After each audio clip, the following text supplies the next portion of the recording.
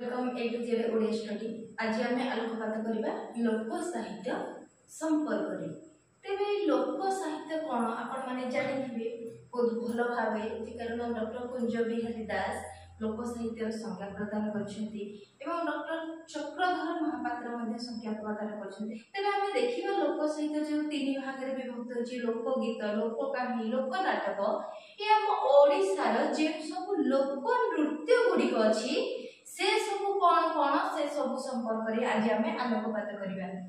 तेबे देखो तो गंजाम रे दंड जात्रा कोठ आरंभ पिला माने हेथिला ना गंजाम रो हेथिला। कोठ हेथिला ई जो दंड जात्रा टी हमें जानु जे लोक नृत्य ताहा गंजाम जिल्ला रो सृष्टि हेथिला। पर जो छौ नृत्य टी पिला माने अछि छौ नृत्य टी होछि केउठु मयूरभंजरू। से पर घोमरा नृत्य टी पिला माने होछि कलाहांडी रो, गोटी पुओ नृत्य होछि पुरी रो, नागा नृत्य होछि पुरी रो, धनु यात्रा होछि बरगड़ जिल्ला रो, रणपा नृत्य होछि गंजाम आ गजपति जिल्ला रो।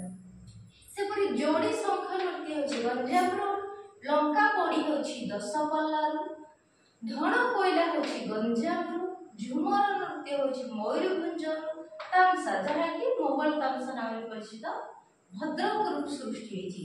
भारत लीला बा दुआरे लीला गंजाम रो सृष्टि। सखी कंढई नाच होछि केन्द्रापड़ा रो, डालखाई होछि पश्चिम ओडिसी एटा हेछि पश्चिम ओडिसा रो। एही परे विभिन्न लोक नृत्य मध्ये हम ओडिसा रे आहुरी गुडी अछि से सब संपर्क रे हम अधिक आलोचना करिबा। और लोक साहित्य संपर्क रे आउ टिके विस्तृत भाबे आलोचना हेबा पाई जदि तुम चाहुछ तेबे मते कमेंट कर। Thank you. आज क्लास टी किपरि लागिला कमेंट बॉक्स रे निहाती जणेबे एवं आगो कोन वीडियो करिबा से संपर्क रे